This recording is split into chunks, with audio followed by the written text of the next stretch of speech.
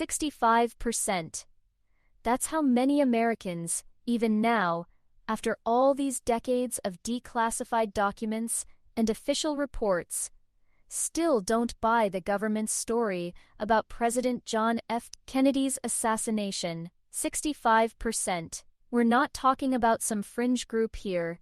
That's a huge tear in the fabric of public trust. For over 60 years, JFK's assassination hasn't just been a historical event, it's been a constant tug-of-war between the official line and a deep-seated skepticism that just won't quit. We were handed a story, one that sounded simple enough, but the cracks in that story started showing almost right away, and they've only gotten wider since. November 22nd, 1963. A president murdered in broad daylight. Just days later, the main suspect, Lee Harvey Oswald, is himself shot and killed on live TV by a nightclub owner named Jack Ruby. The official story came out fast. Oswald was a lone gunman, motives unknown, and Ruby, another lone gunman, acting out of grief or maybe rage. Case closed? Not even close. The questions started popping up almost as soon as those shots rang out, and believe me, they're still echoing today, louder than ever. The Warren Commission, put together by President Lyndon B. Johnson, gave its verdict in 1964. Lee Harvey Oswald acted alone. Full stop. And Jack Ruby, the guy who so conveniently silenced Oswald, he supposedly acted alone too. No conspiracy, not here, not abroad. But right from the get-go, this definitive conclusion was riddled with what critics called shaky evidence. And some pretty big holes. The Commission's report mentioned things Oswald supposedly did before, like trying to kill General Edwin Walker and murdering Officer J.D. Tippit. But for a lot of people, those connections felt weak, not really proven. The very story meant to calm a shocked nation actually planted the first seeds of doubt that are still growing today.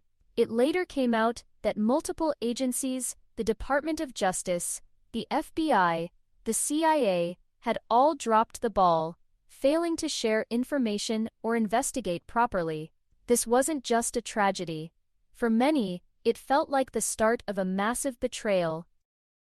Maybe the most notorious, and honestly, the most unbelievable part of the Warren Commission's findings is the single bullet theory, or as many sarcastically call it, the magic bullet. This theory says that one single bullet, known as Commission Exhibit 399, caused a mind-boggling 7 wounds in President Kennedy and Governor John Connally, who was sitting right in front of him. It supposedly hit Kennedy in the back, came out his throat, then went into Connally's back, out of his chest, shattered his wrist, and ended up in his thigh. And after all that, the bullet was found on a stretcher at Parkland Hospital, looking almost perfect, barely damaged.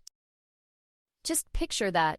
Think about the physics involved. Forensic experts and critics have spent decades showing how next to impossible that path is. The bullet would have had to zigzag like something out of a cartoon, completely ignoring the laws of motion. Governor Connally himself never believed he was hit by the same bullet that first struck Kennedy. And then, there's the bullet itself, hardly deformed, after supposedly smashing through bone. With all that, skepticism isn't just understandable, it's practically required. This single bullet is a cornerstone of the whole lone gunman idea. If it doesn't hold up, the entire official story starts to crumble. And for a huge number of people, it crumbled a long time ago.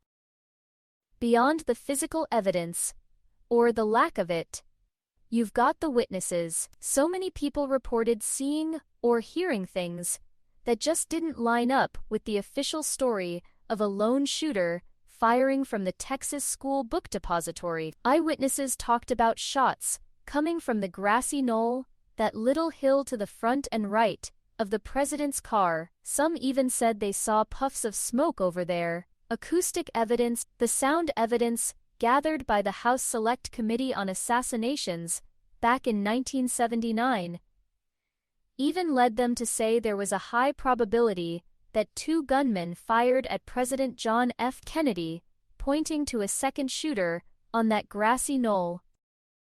But guess what? A lot of these witness statements were downplayed, dismissed, or just plain ignored by the Warren Commission. People like Jean Hill, a teacher who was one of the closest witnesses to the whole thing, insisted she saw a man firing from the grassy knoll. Her story, and others like hers that didn't fit the lone gunman theory, were often twisted or reinterpreted to match the story they already wanted to tell. Even the HSCA, while saying it was probably a conspiracy, couldn't name any names, and their acoustic evidence got disputed later. But with so many conflicting accounts, you can't help but ask a really disturbing question: were uncomfortable truths actively buried? And then there's Lee Harvey Oswald himself. What a puzzle. A former U.S. Marine who defected to the Soviet Union, then came back to the States with a Russian wife. A guy who was into pro-Castro activities, but according to some later declassified documents, was also being watched by the CIA and FBI. Oswald's life story is a maze of contradictions. Was he just a bitter loner, capable of pulling off something so audacious? Or was he, like he himself claimed right before he was killed, just a patsy?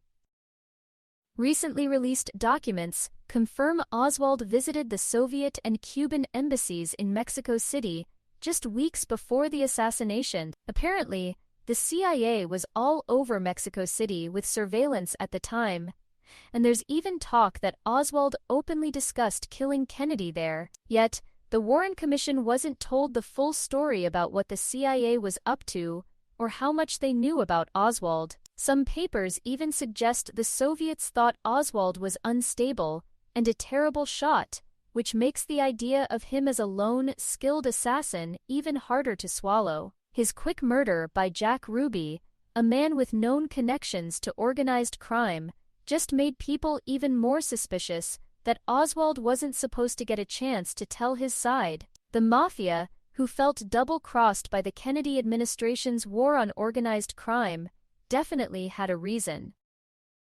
And so did some people in the CIA, who might have been bitter about Kennedy after the Bay of Pigs disaster and his supposed plans to reduce the agency's power. Wow, that's a lot to digest, and we're really just scratching the surface here. If you're finding this look into the JFK assassination's unanswered questions as fascinating as I do, please go ahead and hit that like button. And more importantly, what do you think? Drop your thoughts in the comments below. Which part of the official story makes you raise an eyebrow the most? We really want to hear from you. For decades, everyone waited for these declassified documents. Surely, these secret files would finally clear things up, solve the contradictions, and either prove the official story or blow the lid off a conspiracy, right? Thousands and thousands of pages have been released over the years, with big batches coming out as recently as March 2025, thanks to a directive from President Trump. These releases were sold to us as a big step towards maximum transparency. But what have they actually shown us? Well, they've given us some fascinating, sometimes shocking, details about Cold War spying, CIA secret ops against Cuba, like Operation Mongoose, and just how far U.S. intelligence activities went. But they haven't produced that one smoking gun that definitively proves the Warren Commission was wrong about Oswald being the lone shooter. In fact, a lot of experts say that while these documents are interesting for learning about CIA and FBI operations, they don't really change the main story of the assassination itself.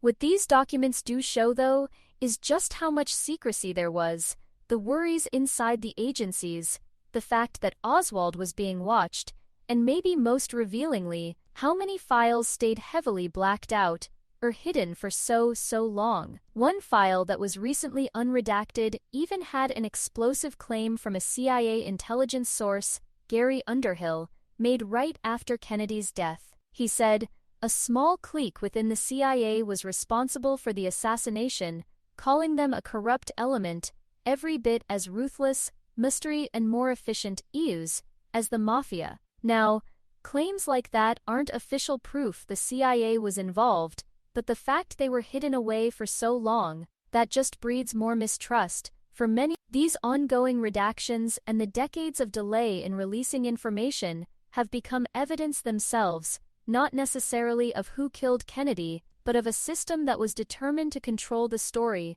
creating more suspicion instead of clearing it up. Some people argue that what these documents really teach us is how history can be written not just with facts, but with what's left out, and the carefully built stories told by those in charge. John F. Kennedy's assassination was more than just the death of a president. It was a deep wound that shook America to its very foundations. For many, it was a turning point in how they saw their government. The Warren Commission's findings were supposed to bring closure. Instead, they created a deep ongoing skepticism. Polls consistently show that most Americans, about 65% right now, believe Oswald didn't act alone. This isn't some wild fringe idea. It's a mainstream belief held by people from all walks of life. The problems people see in the investigation, the unanswered questions, Oswald being conveniently silenced, the magic bullet, the witnesses who were ignored, and all those years of hidden information. It's all added up to this huge gap of distrust. The assassination became a symbol for conspiracy theories in America, changing how people thought about government honesty and accountability forever. Even if these latest document dumps don't prove the CIA or the mafia plotted it all, they do show a government that was being generous, secretive, and at worst, deliberately misleading after it happened. They show intelligence agencies that knew more about Oswald than they first admitted, and a rush to a simple, easy-to-manage story instead of a complex, unsettling truth. So, where are we now, over 60 years down the line? The official story of a lone assassin is still the official story, but for millions of people, it's a story full of too many holes. Too many coincidences, too many lies we were fed. JFK's assassination is America's most infamous unsolved case, not because the authorities didn't name a culprit, but because the explanation they gave us has never felt right, never felt completely true.